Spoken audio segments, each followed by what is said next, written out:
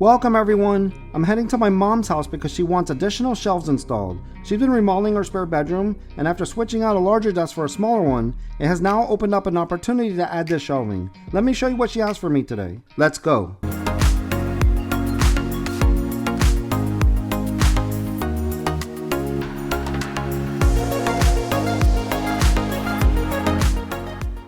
So she wants this shelving I probably installed 10 years ago, identically matched on this wall. Now in a future video we're going to hang a TV here above her new smaller desk, but today we're working here, completing mom's vision of dual shelving on either side of this window. Let me show you what I purchased. These are called standards or vertical rails. We won't on this project, but they could be hung from a track. I picked up 2 and you'll see me cut them to size. And these are the adjustable wood shelf brackets. I'm installing 5 shelves, so I picked up 10 brackets. And these are the 5 wood shelves. I'm at Home Depot. Look at all the future home DIYers. Maybe they'll watch my videos. I love how Home Depot and Lowe's offers free monthly kids workshops where children can build and craft projects. Okay, I have my SUV loaded up with my tools. I'm sure I'll have to make a run back to the store during this project, but let's go try to put up some shelves. Now, because the original shelves were installed 10 years ago, I was worried I was not going to be able to match this up. The new vertical rail wasn't identical to the original. For another attempt, I flipped the rail around 180 degrees, and with one of the brackets attached touching the bottom of the shelf so I can really test this out, I clamped the 2 rails together. Now ignore that this is not the matching bracket, more on that later. You can see how this is lining up perfectly after the flip. So we overcame that first hurdle. So next, let's look at the other end and see where we need to make our cut to size the new rail to the old. I mark a pencil line right where we need to make the cut, put an X on the piece not needed. Let's go cut it. So make sure the ends match up because they're different. You can see these have a square. So make sure I have the right ends. And then I take my mark that I already made and I just mark here because I just got to cut in the middle of this. It doesn't have to be exact. Let's cut it. You want to play rough? Say hello to my little friend. I got a video on my channel where I had to repair this. If you want to check it out. So I'm using my reciprocating saw to make these cuts. Normally if I was at home, I would put this in a vise to hold. So this was definitely a little bit of a pain to cut and hold at the same time.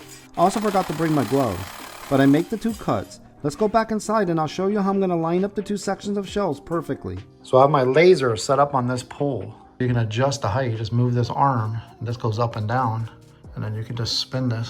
So my plan is I'm going to take my laser, I'm going to hit the top of that rail, and then I'll be able to move my laser over this way, and then that's where I'm going to hit the rails to the top of that same laser line. And I'm going to measure from that rail over to the wall, and then that's where I'm going to set the first one. I'm going to measure from this wall and set that rail, and then I'm going to measure the distance between the 2 rails. I'll measure over and put the left rail, and they'll be hitting the laser line, so they'll be all equal, and it'll be the same distance away from the wall. So it looks symmetrical between the 2 shelves. So now I'm taking that measurement. It looks like I put it about a foot away from the wall. So I'm gonna do the same thing to the other side. And then I put it 2 feet between each other. So now I simply hit the wall with my measuring tape, mark 1 foot away from the wall in my laser line, then 3 feet away from the wall, which is 2 feet between the rails. Okay, let's go mount our first one. So I line up the top of the vertical rail with my laser line, and the way I found easiest to mark the holes because they are thick is to use a straight pick. I just give it a push and pooch the drywall. A pencil just won't fit in there. You could also use a small Phillips screwdriver or nail, and I mark my first hole. Now plan A, I was going to use these drywall toggle anchors, but you're going to see in a second we need to go to a plan B. Although not necessary, I always drill a hole the thickness of the shaft, but less than the core screw threads, because I found that pushing it into the wall gets drywall debris in the mechanism that clamps to the drywall, affecting it negatively sometimes. But can you hear this clicking sound? Yeah, this is an outside wall. I'm hitting cement block, so I'm not going to be able to use those drywall toggle anchors. So I use my straight pick to take a measurement, then measure the thickness of the rail. And my plan B is to use 2 3/4 Tapcon concrete screws and screw them right into the outside concrete block wall using a T25 driver bit and using a 532 masonry drill bit on my hammer setting to drill the hole. Now like always, before I start drilling holes, I like to take a look at the other side of the wall. So I take a measurement from the wall to the window, which is about 4 feet. So I gotta watch out for this 4 feet from the window. And then I'm gonna go a foot in. I got the disconnect for the AC. Looks like the line set is more in, probably into the wall. I'm gonna have to watch any electrical going up this way. because it's about a foot away. So from this here to here is 3 feet, and that's right where I'm drilling. When I get down to the bottom, I gotta watch that. Okay, with my drill in the hammer setting, I drill the first hole in the block through the hole that I originally drilled for the anchor. You drill the hole a little longer than your screw is going to go in the block, or if you punch through the block, stop right there. Don't remount the hole. So with the Tapcon screw started in the vertical rail, I stick it in the hole I just drilled, change my drill back to the drill setting from hammer, and drill the screw 95% of the way in. Then I place my level that has a magnet to the rail. I make sure it's level, then tighten the screw the rest of the way in by hand. Let's drill the next hole. Okay, now remember, we need to do this carefully, which I always do anyway. I first drill a hole in the drywall, then again I use my straight pick to verify I'm not hitting anything in the wall by feeling and hearing the block wall clicking.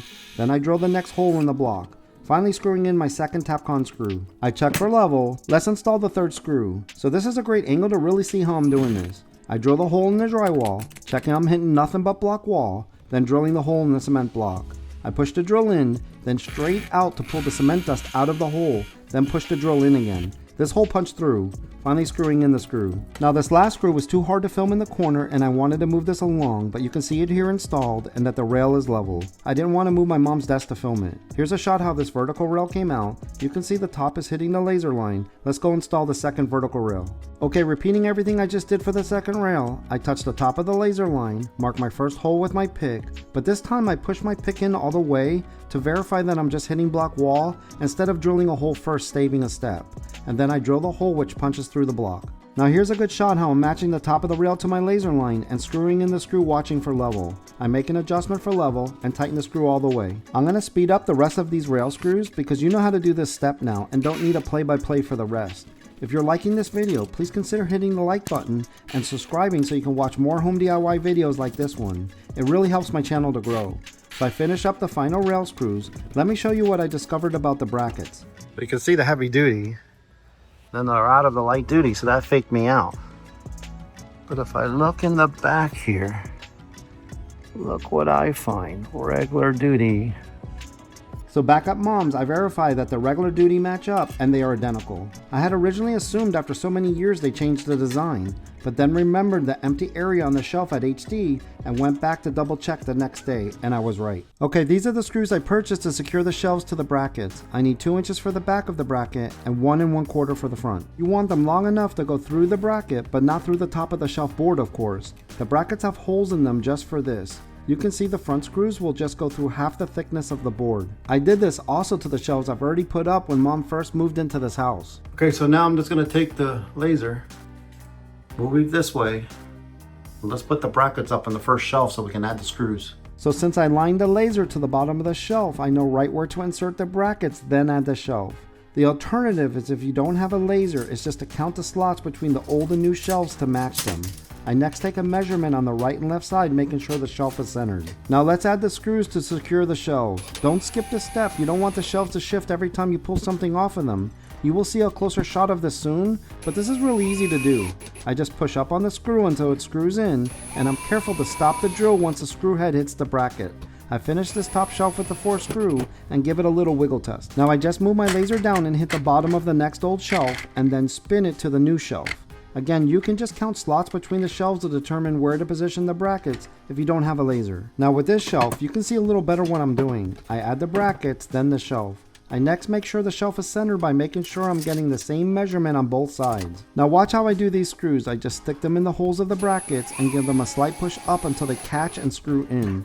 If you're not practiced with a drill, I suggest that you start the screws with the drill until they catch and then screw them in the rest of the way by hand, because if you over tighten them, the screws won't bite into the board. Okay, as you watch me line up the next shelf with my laser, I'm going to really speed up these final shelves so we can get to the reveal. This project came out really nice, so make sure you watch to the end. You're going to see how my mom and my sister decorated them. I finished securing the shelf with the screws, and there's just 2 more shelves to go. Now take note of this shelf that I'm pointing the laser at. Can you see how it's drooping in the middle because of the weight of the books? I bought an extra shelf, and we're going to change that one out real quick at the end. Okay, here we go. Here's the last 2 shelves in a flash. Now if you're wondering why I didn't use a hang track, is because I think in an open room, that extra piece of metal across the top doesn't look good. Now I always use a hang track when I install these type of shelves in a small closet, but that's because in a closet, who cares what it looks like? The doors are always shut, and items on the shelf probably cover it anyway. Okay, let's replace the droopy shelf. Can you see how it's drooping down in the middle? If you're going to put a lot of books on these shelves, you need to consider a third middle rail. So the first step is to take out the screws. I don't want to misplace what's on the shelf, so I'm doing this little by little so I can put things back how they were. I know everything on these shelves are about to get rearranged now there's a second set of shelves, but I still wanted to leave the starting point how it originally was. So next I carefully moved the bad shelf with everything still on it and put it on the bed. Then I put the new good shelf on the brackets. I take a measurement of the shelf above and position the new shelf to that measurement. Let's put in the screws. So when I purchased this additional shelf, I made sure I bought enough new screws to secure this one. I didn't want to use the old screws. So now that the new shelf is installed, all that's left is to put everything back on it. I again do this little by little, piece by piece, so I don't get mixed up, so I can leave it how I found it. I'm so glad I changed out this drooping shelf because I believe it would have ruined the end result. So that's it guys, this is what the shelves look like before they got decorated, and you can see how the two sides match each other perfectly. And this is what it looks like now. I think my sister and mom did a great job. Let me know in the comments how this came out and if this is a DIY project you're interested in doing in your house. Please remember to hit the thumbs up if you like this video, and be sure to subscribe to watch more home DIY videos just like this one. Put any questions in the comments and maybe I can help you with your project. Here's a look at the rest of the room so you can see how the shelves really complete the look. I really hope now that you watch me install these new shelves for my mom, I gave you the confidence to try to put up shelving in your house. I can assure you when you stand back and you look at what you did, it will give you a smile every day. That's what DIY projects do to me, and my mom was so happy with the results. Click on any of these links on the screen to check out my other home DIY videos. One I show you how I installed wood shelves in my daughter's closet. The other I show you how to install a board and batten accent wall. Thanks again for watching. Bye everyone.